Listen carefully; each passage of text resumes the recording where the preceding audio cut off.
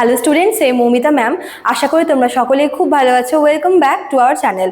আজকে আমি তোমাদের 7 সেমিস্টার মেজর ইংলিশের পেপার 17 কিন্তু শুরু করব। তোমাদের আজকে থেকে কিন্তু ফার্স্ট ক্লাসটা শুরু হতে চলেছে। তোমাদের তো অনলাইন ক্লাসও শুরু হয়ে গেছে অলরেডি। তো আজকে তোমাদের আমি ইউটিউবের ফার্স্ট ভিডিওটা করতে চলেছি। পেপার 17 একটি খুব সুন্দর পোয়েম, যার নাম হচ্ছে দ্য স্যাড মাদার। লিখেছেন হচ্ছেন গ্যাব্রিয়েল মিস্ট্রেল। ঠিক আছে, চলো দেখি কি আছে। দেখো, ফার্স্ট হচ্ছে আমরা এই মেন সামারিটা দেখব যে কোন কোন বিষয় এখানে বলা রয়েছে। আচ্ছা, overwhelming emotion. The poem presents a mother consumed by emotional pain and sadness, yet anchored by an enduring and unconditional love for her child.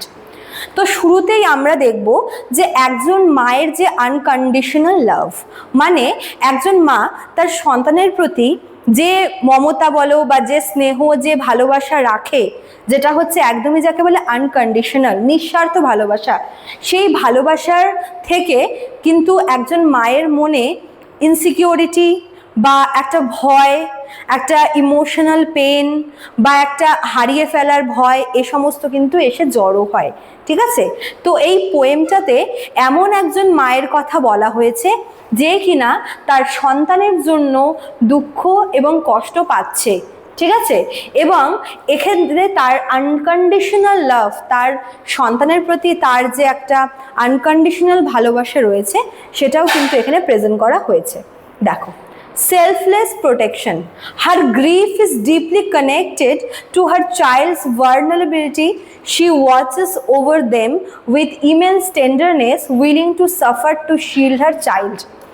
নিজের সন্তানকে কষ্টে দেখে, যেমন ধরো যে যদি আমরা মনে করো যে কোনো কারণে অসুস্থ হই, বা যখন মনে করো আমরা যখন কোনো কারণে আমাদের হচ্ছে শরীর খারাপ হয় বা মন খারাপ হয়, তখন কিন্তু আমাদের মা আমাদের হচ্ছে একদম ঢালের মতো আমাদের সাথে থাকে। ঠিক আছে, এখানে সন্তানের জন্য, সন্তানের সুস্থতা বা সন্তানের ভালো থাকার জন্য একজন মায়ের যে হচ্ছে কত বেশি আর্তনাদ, বা একজন মায়ের যে হচ্ছে চাওয়াটা, সেটা এখানে বলা হচ্ছে।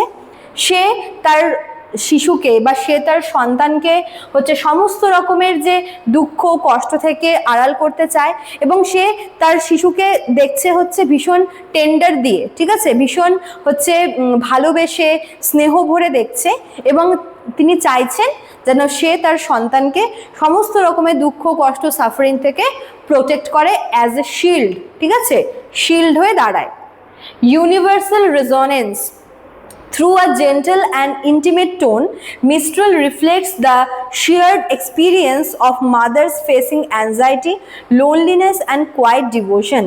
এখানে দেখো, এই বিষয়টা পৃথিবীর প্রত্যেকটা মায়ে আশা করি রেজোনেট করতে পারবে, কেননা প্রত্যেকটা মানে এখানে ভীষণ জেন্টেল এবং একটা ইন্টিমেট টোনে এখানে পোয়েট বলতে চেয়েছে যে পৃথিবীর প্রায় সমস্ত মা কিন্তু এই বিষয়টা ফেস করে। মনে করো যে সন্তানের জন্য অ্যাংজাইটি, তারপরে টেনশন বলো, বা কোনো কারণে হচ্ছে তার ভালো চাওয়া, তার হচ্ছে শরীর খারাপ হলে তাকে সেবা যত্ন করা, বা সন্তানের কোনো অসুবিধা হলে নিজের সবটা দিয়ে সেই অভাবটা পূরণ করা, এই সমস্ত কিছু কিন্তু একজন মাই করে থাকে। ঠিক আছে, যেটা হচ্ছে বলতে পারো যেটা ইউনিভার্সাল মাদার নেচার।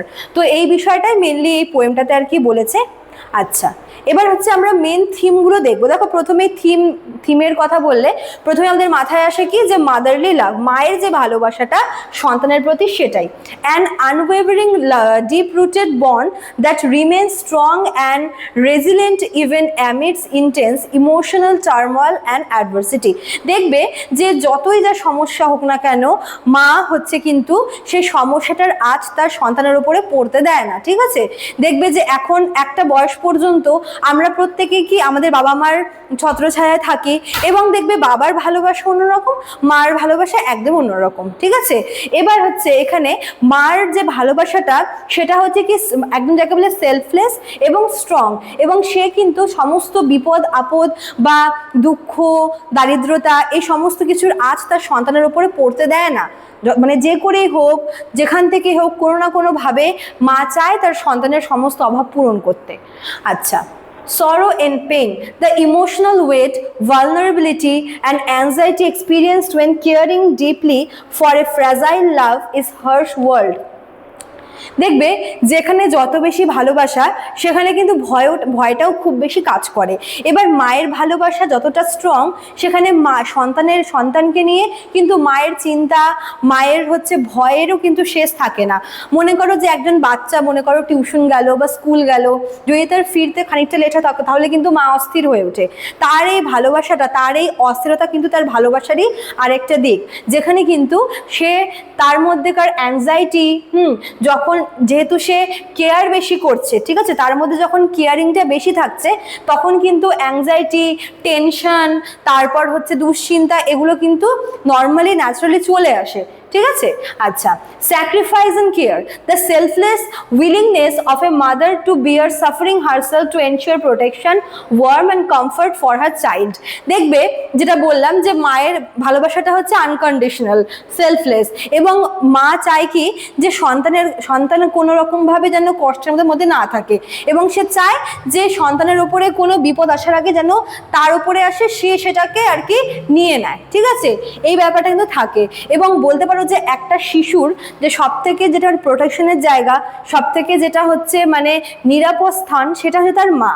এবং একজন মার এটাই কাজ, সে তার সন্তানকে প্রোটেক্ট করবে, কমফর্ট দেবে, এবং যতটা পারুক সে হচ্ছে তার আনকন্ডিশনাল ভালোবাসা কিন্তু দিয়ে দেবে। ঠিক আছে? দেখো in short কি বলেছে, the sad mother portrayed a heart burdened by anxiety and sorrow, yet driven by steadfast devotion, celebrating the profound strength, tenderness and self-sacrifice of motherhood। এখানে একজন মানে মাতৃত্বের মানে একজন মায়ের ভালোবাসার পাশাপাশি একজন মায়ের যে তার সন্তানকে দেখে তার সন্তানের কষ্টে খারাপ লাগা, বা সন্তানের ব্যর্থতায় বা সন্তানের হচ্ছে কোনো একটা খারাপ লাগাতে, খারাপ সময়ে হতাশা, ডিসঅ্যাপয়েন্টমেন্ট, এই সব কিছু দেখে তার নিজের মধ্যে সেই সেম হতাশা, সেম ডিসঅ্যাপয়েন্টমেন্ট, সেম হচ্ছে টেনশনটাকে নিয়ে নেওয়া, এটাই হচ্ছে অ্যাকচুয়াল মাদার লাভ।